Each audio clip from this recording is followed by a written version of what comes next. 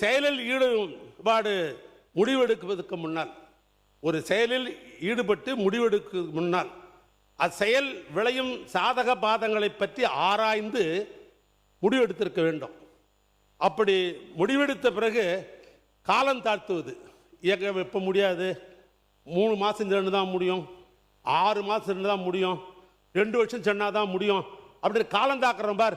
அது எங்கு வந்து முடியும் என்றால் தீதில் முடியும் என்று வள்ளுவர் சொல்றார். நான் இதெல்லாம் சொல்லலை, இந்த ஆட்சிக்காரர் அட்வைஸ் பண்றார், ரொம்ப காலதாபம் தான் பண்ணாதீங்க, அப்படி பண்ணீங்கன்னா அது தீதாக அமையும் என்று வள்ளுவர் சொல்லுகிறார். எனவே அந்த வள்ளுவர் தான் இந்த ஆட்சிக்கு பொருத்தம் என்று சொல்லி, அச்சம் என்பது மடமையடா, அஞ்சாமே திராவிடர் உடமையடா, ஆறிலும் சாவு 100லும் சாவு, தாயகம் காப்பதுதான் இந்த கழக உறுப்பினருடைய கடமை என்று சொல்லி என் உரையை நான் நிறைவு செய்கிறேன். நன்றி, வணக்கம். மாண்புமிகு பொதுப்பணித்துறை அமைச்சர் அவர்கள். மாண்புமிகு பேரவைத் தலைவர்களே, மூத்த உறுப்பினர் தன்னுடைய பேச்சை சிரிச்சுக்கிட்டே, பொதுவாக ஊரில் ஒரு பழமொழி சொல்லுவாங்க, இந்த வாழைப்பழத்தில் ஊசி ஏற்றி அந்த வாழைப்பழத்தையே மக்கள் கொடுப்பாங்களாம். அதுதான் அவருடைய பேச்சோடைய கடைசி சுருக்கம்.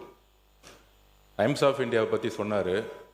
கடந்த 5 வருஷத்துடைய அனைத்து பத்திரிகை செய்திகளை எடுத்து போட்டால் இந்த துறை ஊழல் மட்டும்தான் செஞ்சிருக்குன்னு சொல்ல முடியும் எங்களாலையும்.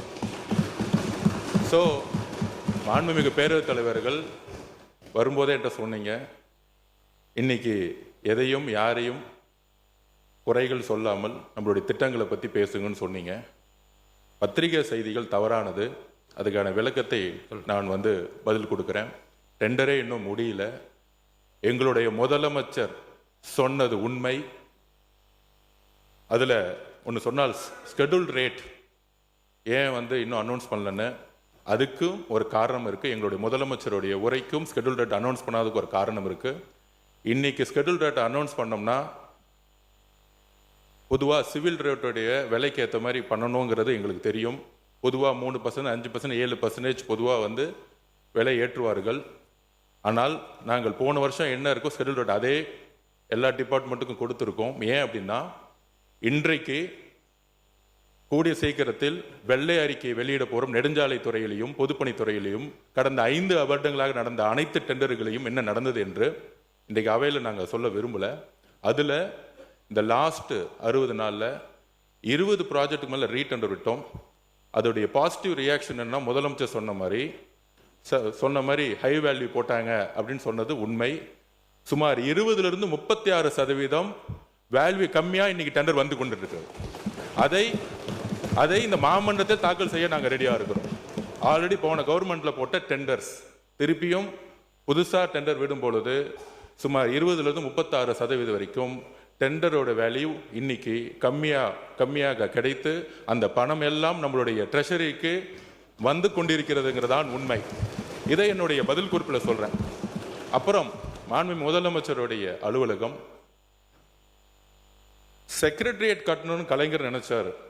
அதில் ஏதாவது உடன்பாடு இல்லாமல் இருக்கா? மாண்புமிகு அம்மா அவர்கள் ஒரு புது செக்ரட்டரியேட் கட்டணும்னு நினைச்சாங்க, அதுலேயும் உடன்பாடு இருக்கும். பட் கால சூழ்நிலை, ஏன் செக்ரட்டரியேட் கட்டணும்னு நினைச்சாங்க? அரசு அலுவலர்களாக இருக்கட்டும், முதலமைச்சர் காலையில் 9:30 மாலை 5:05 பல்வேறு தரப்பு அரசு ஊழியர்களாகட்டும், வெளிநாட்டு பிரதிநிதிகளாகட்டும், நம்மளுடைய விசிட்டர்ஸ் ரூம் பார்த்தீங்கன்னா தெரியும்.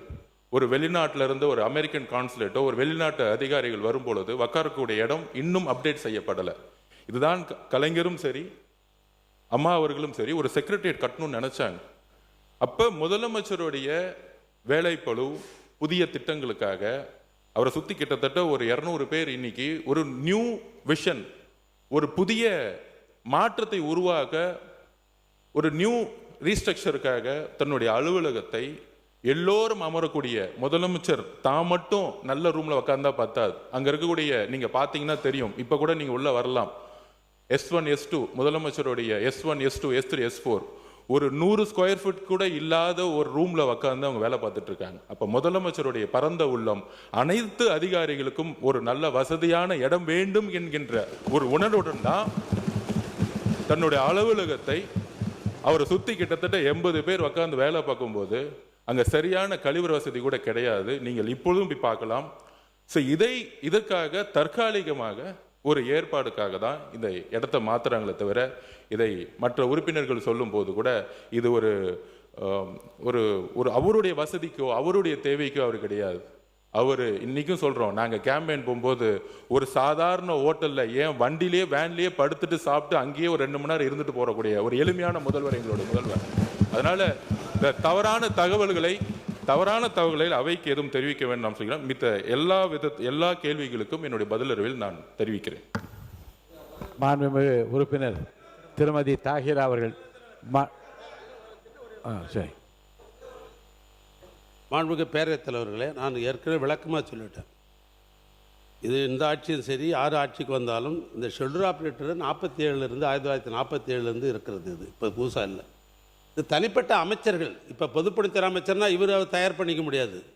பக்கத்தில் நம்முடைய அமைச்சர் இருக்கிறார், தயார் பண்ண முடியாது. இது பல்வேறு துறையில் இருக்கிறவர்கள்லாம் சேர்ந்து ஐஏஎஸ் அதிகாரி, அது நிதித்துறையினுடைய செயலாளர் தலைமையில் இது நடைபெற்று இது பண்ணுறாங்க.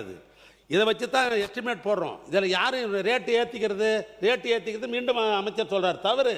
நான் டெண்டர் போடுகிற பொழுது ஒப்பந்ததாரர்கள் தனக்கு வேலை கிடைக்கணும். எப்படியாவது சில பேர் என்ன பண்ணுவாங்க, ஒப்பந்ததாரன்னு கேட்டீங்கன்னாக்கா நமக்கு லாபம் கூட வேணாம், நம்ம இருக்கிற ஆட்களுக்கு சம்பளம் கொடுத்தாலும் சும்மா வச்சுன்னு சம்பளம் கொடுக்க முடியாது, மிஷினுக்கு டீசல் ஊற்றி ஆகணும் அப்படின்ற அடிப்படையில் கூட லோ டெண்டர் போடுவாங்க.